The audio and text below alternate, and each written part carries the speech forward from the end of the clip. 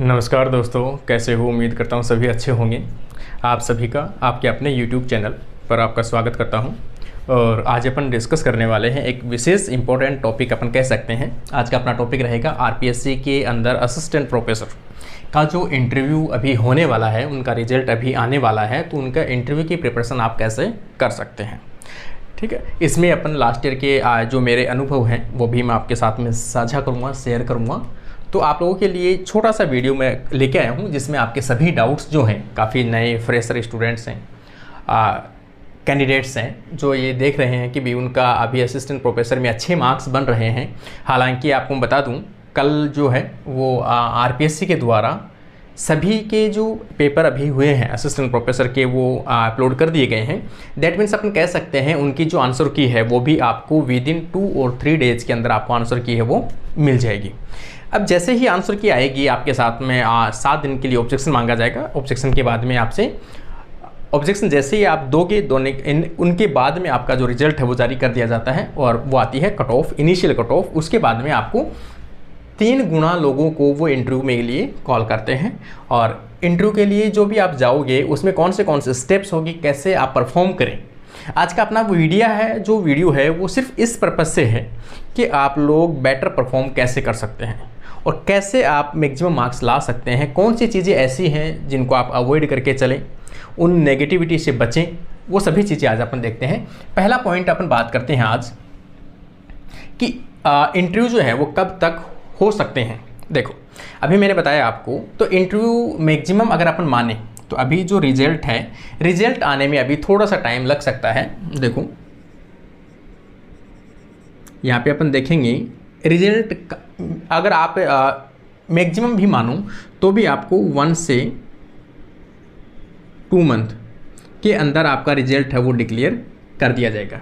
और जैसे रिजल्ट आता है, कट ऑफ आती है, उसके बाद 1 से 2 मंथ के अंदर क्या होता है, आपका इंटरव्यू डिसाइड किए जाते हैं। काफ़ी सब्जेक्ट है, इसलिए इंटरव्यू जो है वो शेड्यूल जो है वो जारी किया जाता है। आपका सब्जेक्ट क्या है, कौन से शेड्यूल में आपका शेड्यूल, कौन सी डेट में आपकी बैठेगी, वो सभी चीज़ें बात की बात है। डॉक्यूमेंट वेरिफिकेशन के सेकंड पॉइंट अपन देखें कि डॉक्यूमेंट वेरिफिकेशन है आपके कब होते हैं।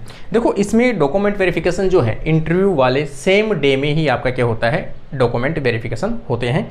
तो जो भी आपके डॉक्यूमेंट हैं वो सभी डॉक्यूमेंट आप लोग उसी टाइम पे तैयार करना है जब आपकी कट ऑफ आ जाए। कट ऑफ आने के बाद में आप डॉक्यूमेंट प्रिपरेशन कर सकते हैं। वो अगले किसी एक अलग वीडियो बनाएंगे कि आपको कौन से डॉक्यूमेंट्स की आवश्यकता पड़ेगी वहाँ पर। तो इंटरव्यू से पहले आपको डॉक्यूमेंट वेरिफिकेशन होगा। डॉक्यूमेंट वेरिफिकेशन होने के बाद में आपको इंटरव्यू के लिए ऊपर जहाँ भी आपका चैम्बर जो बनी है, कैबिन बनी है आपकी, पैनल जहाँ बैठेगा वहाँ पर आपको भेज दिया जाता है।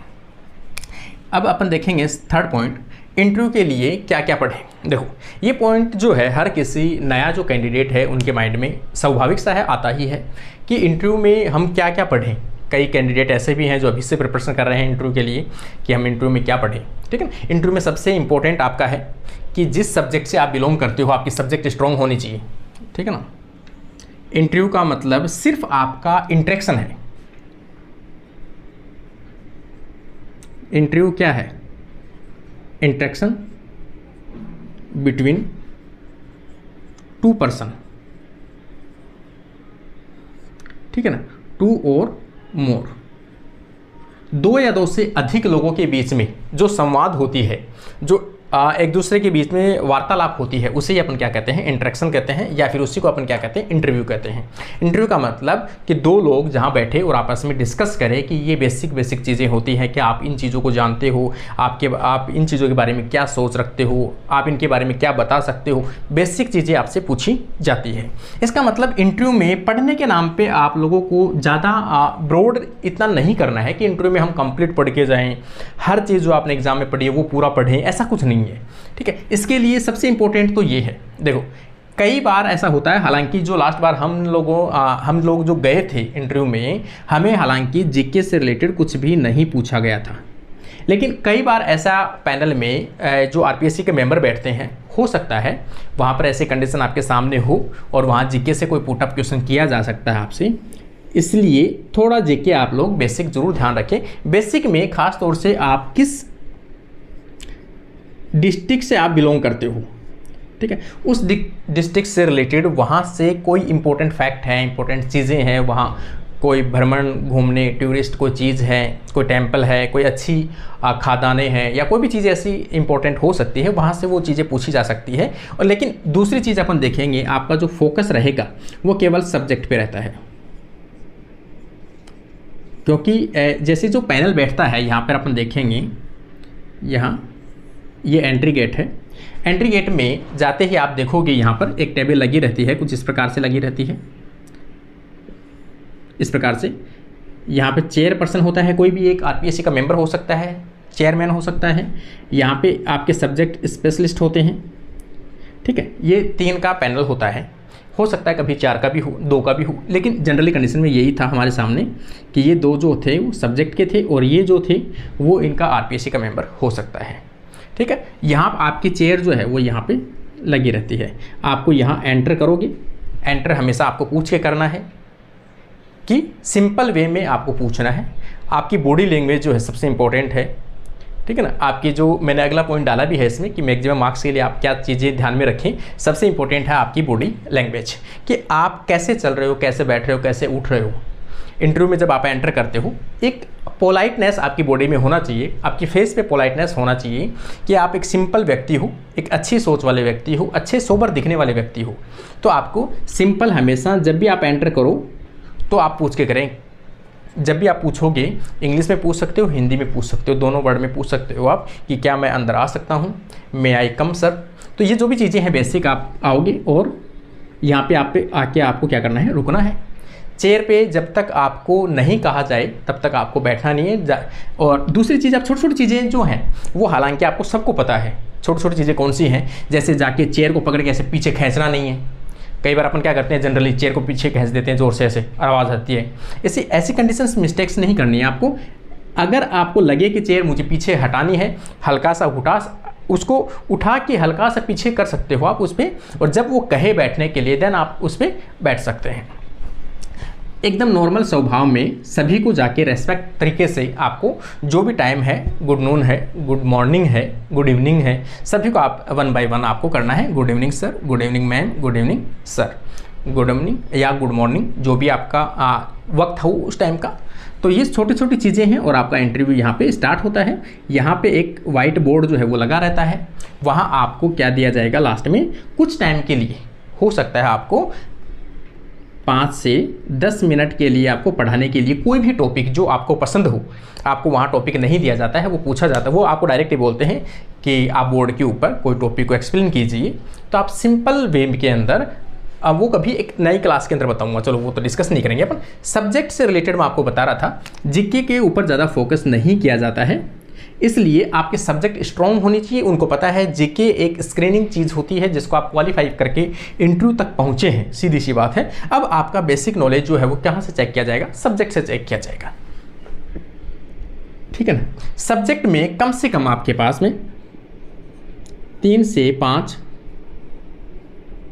टॉपिक्स, या आप कह सकते हो कोई भी बुक्स, या आप कह सकते हो कोई भी यूनिट आपकी प्रिपेयर होनी चाहिए।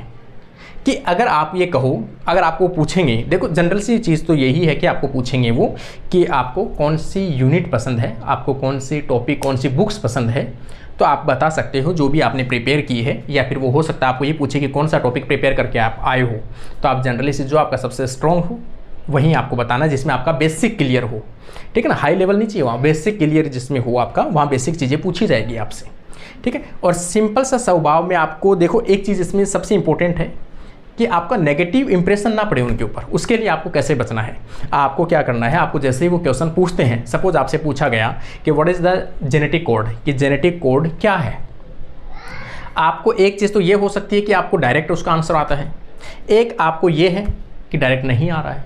अगर डायरेक्ट आंसर नहीं आ रहा है तो आप डायरेक्ट बोल दीजिए, सॉरी सर मैं नहीं एक्सप्लेन कर पाऊंगा, सॉरी सर, बस इतना सा बोल दोगे तो वो समझ जाएंगे। एक ये है, आपको वो पूछे जेनेटिक कोड क्या है और वहाँ पर आप ज्ञान देने अगर उनको बैठ गए कि जेनेटिक कोड जो है सर वो प्रोटीन सिंथेसिस करते हैं, वहाँ पर जो mRNA बनता है, mRNA जो है वो DNA से बनता है, वहाँ DNA रेप्लिकेशन होता है पहले, उससे mRNA बनता है, उसमें सेंट्रल डोग्मा प्रोसेस होती है, ये होती है, और आप जेनेटिक कोड एग्जैक्ट बता ही नहीं पा रहे हो, वो बीच में आपको रोकेंगे फिर कि नहीं रहने दो। इससे कहीं बेटर है एक ही रिप्लाई आप दो, सॉरी सर, सिंपल स्वभाव में आपको देना है। अगर थोड़ा सा वो घुमा फिरा के भी आपको पूछे तो भी आपके फेस के ऊपर इतनी पोलाइटनेस ज़रूरी है। अगर आपको कोई भी चीज़ों के लिए पूछा जाए, सेविंग करके ज़रूर जाइए आप लोग। अगर आपसे पूछा जाए कि आपने दाढ़ी क्यों बढ़ा रखी है, बाल क्यों बढ़ा रखे हैं, ऐसे ड्रेस कोड क्यों पहन रखी हैं आपने, तो आप लोग नेगेटिव रिप्लाई नहीं देना है कि ऐसे ही, ऐसे कुछ नहीं करना है, सॉरी सर आगे से ऐसा नहीं होगा, या सॉरी सर ये कोई कारण था, ऐसा कुछ, मतलब एक रियली जो है वो सच बोलना।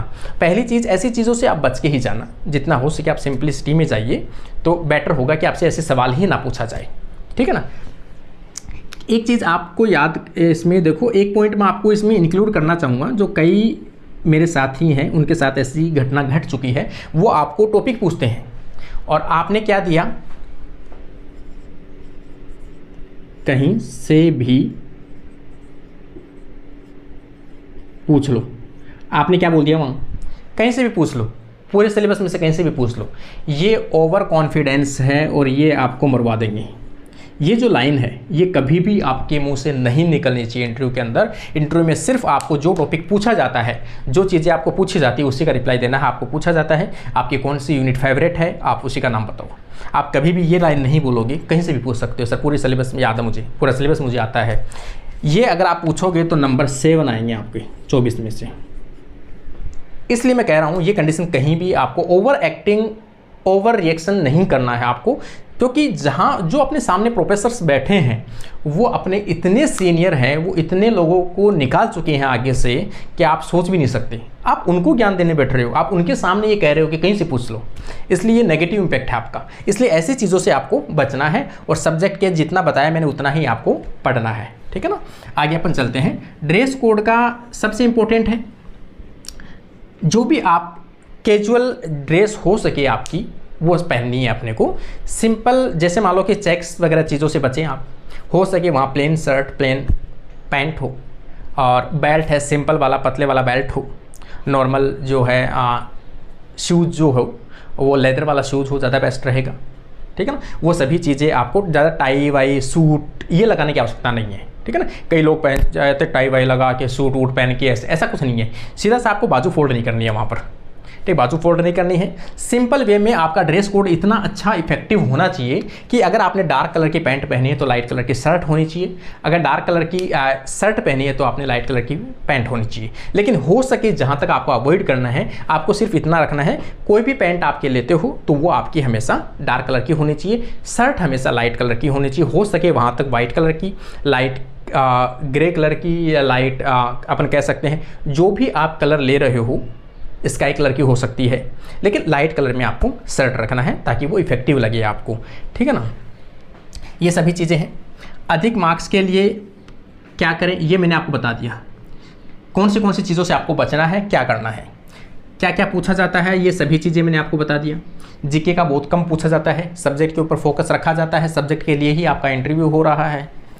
और कितनी देर चलता है ये देखो डिपेंड करता है। अगर आप अच्छे रिप्लाई देते हो, एक अच्छे कैंडिडेट के रूप में अगर आप उनके सामने अपने आप को रिप्रेजेंट करते हो, दैट मीन्स आपका इंटरव्यू थोड़ा सा अच्छा चल सकता है। हो सकता है आपका इंटरव्यू 15 से 20 मिनट चल सकता है, 30 मिनट चल सकता है, ये उनके ऊपर डिपेंड करता है। और आपके ऊपर डिपेंड करता है कि आपकी बॉन्डिंग कैसी बैठी है, वहाँ पर आप दोनों के बीच में इंटरेक्शन कैसा हुआ है।